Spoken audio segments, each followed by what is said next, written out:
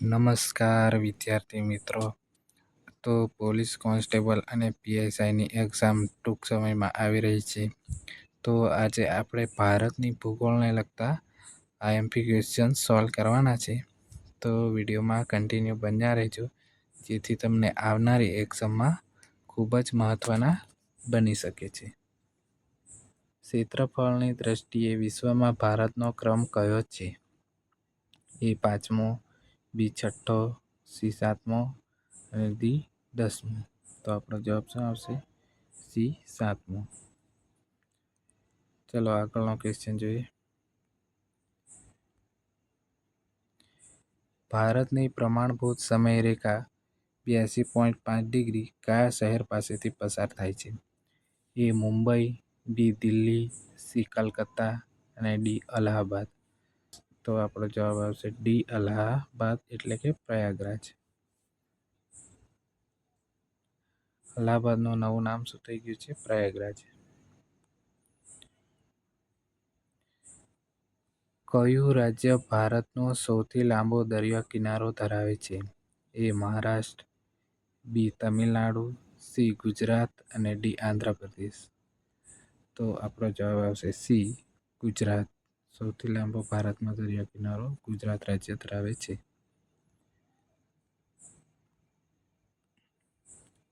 4 નંબરનો પ્રશ્ન. ભારત અને ચીન વચ્ચેની સરહદ કયા નામે ઓળખાય છે? એ રેડ ક્લિફ લાઇન, બી મેકમોહન લાઇન, સી ડ્યુરન્ડ લાઇન અને ડી ચોઇસ પેરેલલ. તો આપણો જવાબ શું આવશે? બી મેકમોહન લાઇન.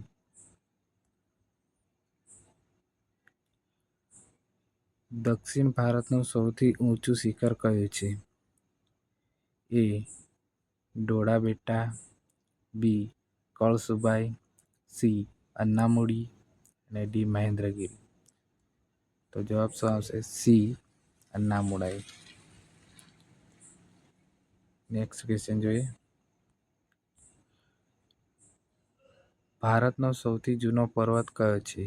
એ હિમાલય, બી અરવલ્લી, સી સાતપુડા, ડી વિંધ્યાચલ. તો શું જવાબ આવશે? અરવલ્લી પર્વત એ ભારતનો સૌથી પ્રાચીન પર્વત છે, પર્વતમાળા છે.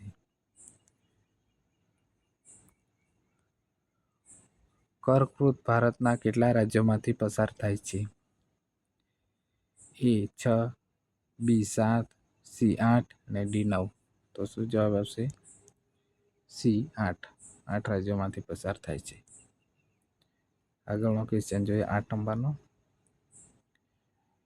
વિશ્વનો સૌથી મોટો નદી ટાપુ માજુલી કઈ નદી પર આવેલો છે? એ ગંગા, બી યમુના, સી બ્રહ્મપુત્ર અને ડી સિંધુ. તો શું જવાબ આવશે આપણો? બ્રહ્મપુત્ર. બ્રહ્મપુત્ર નદી પર માજુલી દ્વીપ આવેલો છે.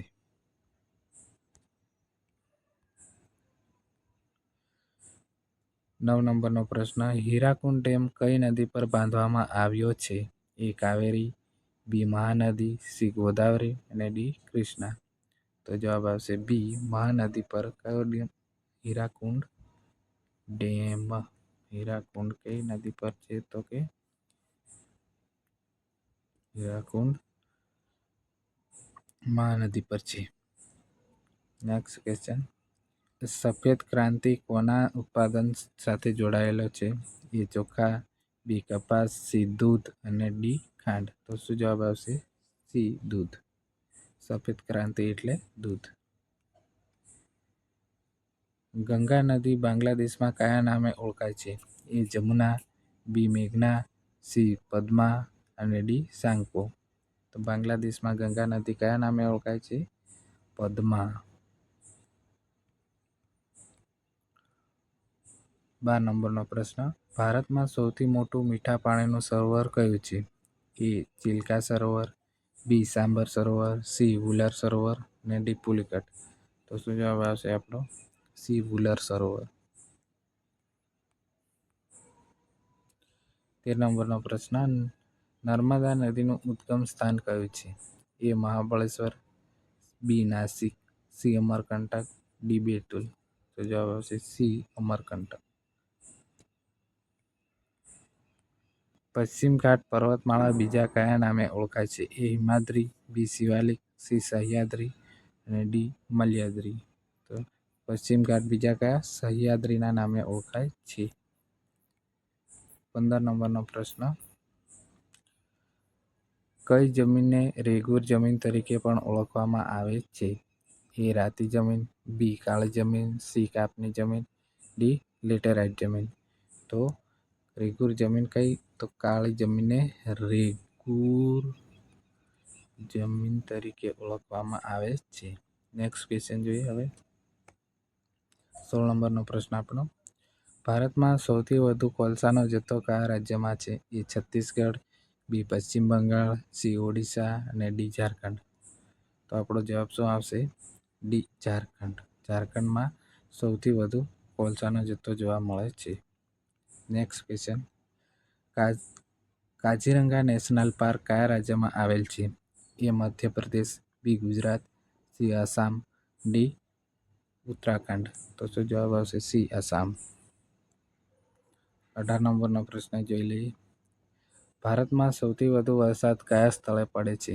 એ ચેરાપુંજી, બી મોન્સિરમ, સી શિલોંગ, ડી ઈટાનગર. તો સૌથી વધુ વરસાદ ક્યાં પડે છે? મોન્સિરમમાં પડે છે. પહેલા ચેરાપુંજી હતું, હવે મોન્સિરમ થઈ ગયું છે. કયું રાજ્ય 7 બહેનોના ભાગ નથી? એ મેઘાલય, બી સિક્કિમ, મિઝોરમ અને ડી મણિપુર.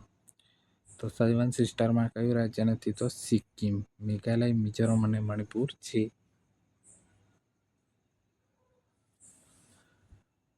આગળનો ક્વેશ્ચન જોઈએ. ભારતનો સૌથી દક્ષિણતમ પોઈન્ટ કયો છે? A Kanyakumari, B Indira point, C Port Blair, D Lakshadweep. તો જવાબ આવશે બી ઇન્દિરા પોઈન્ટ. આગળનો ક્વેશ્ચન જોઈએ. અંદમાન અને નિકોબાર ટાપુને કઈ ચેનલ અલગ કરે છે? A 8 degree channel, B 9 degree, C 10 degree અને ડી ગ્રાન્ડ ચેનલ. તો જવાબ આવશે આપણો 10 ડિગ્રી ચેનલ. અંદમાન નિકોબાર ટાપુઓને 10 ડિગ્રી ચેનલ અલગ કરે છે. ઓકે.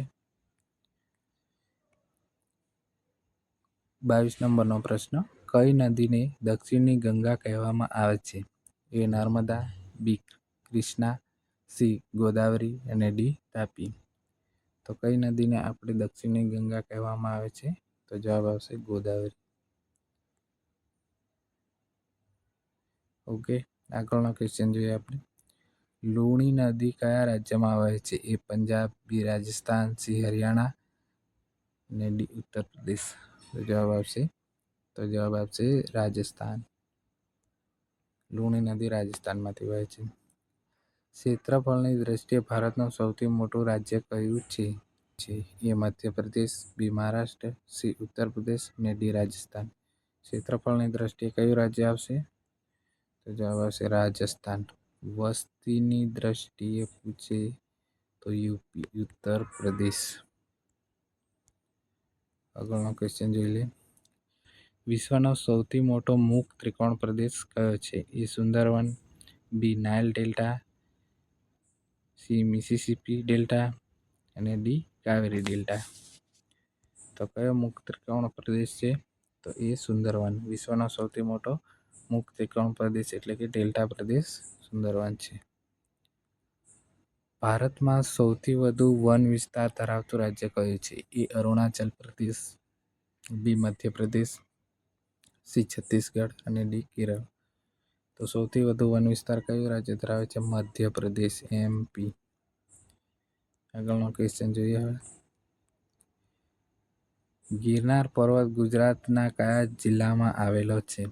એ ભાવનગર, બી અમરેલી, સી જુનાગઢ, ડી પોરબંદર. તો જવાબ કયો આવશે?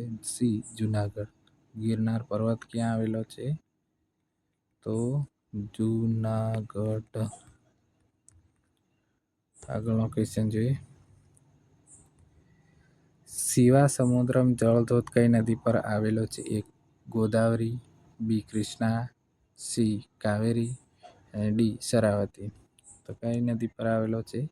શિવા સમુદ્રમ જળ ધોધ એ કાવેરી નદી પર આવેલો છે. નેક્સ્ટ ક્વેશ્ચન જોઈએ. ભારતમાં સૌથી લાંબી નદી કઈ છે?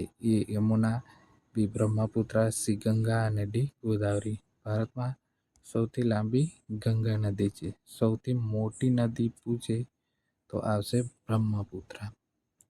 લાંબી નદી ગંગા, મોટી નદી બ્રહ્મપુત્રા. ભારતમાં પિરોટન ટાપુ ક્યાં આવેલા છે? એ કચ્છના અખાત, બી ખંભાતના અખાત, સી લક્ષદ્વીપ અને ડી અંદમાન. તો પિરોટન ટાપુ ક્યાં આવેલા છે? તો કચ્છના અખાતમાં જામનગર અને કચ્છ જિલ્લામાં આવેલા છે. ઓકે, તો દોસ્તો આ હતા આપણા 30 જે ઇમ્પોર્ટન્ટ ક્વેશ્ચન. હવે આનાથી આપણે થોડા હાર્ડ લેવલના ક્વેશ્ચન આગળના વિડીયોમાં કરીશું, જેથી તમને એક્ઝામ આવતા સુધીમાં જે ડિફિકલ્ટ ક્વેશ્ચન સોલ્વ કરવાની આદત પડી જાય. તો આજનો વિડીયો આટલો જ રાખીએ છીએ. તો મળીએ છીએ નવા વિડીયોમાં. જય હિન્દ, જય ભારત.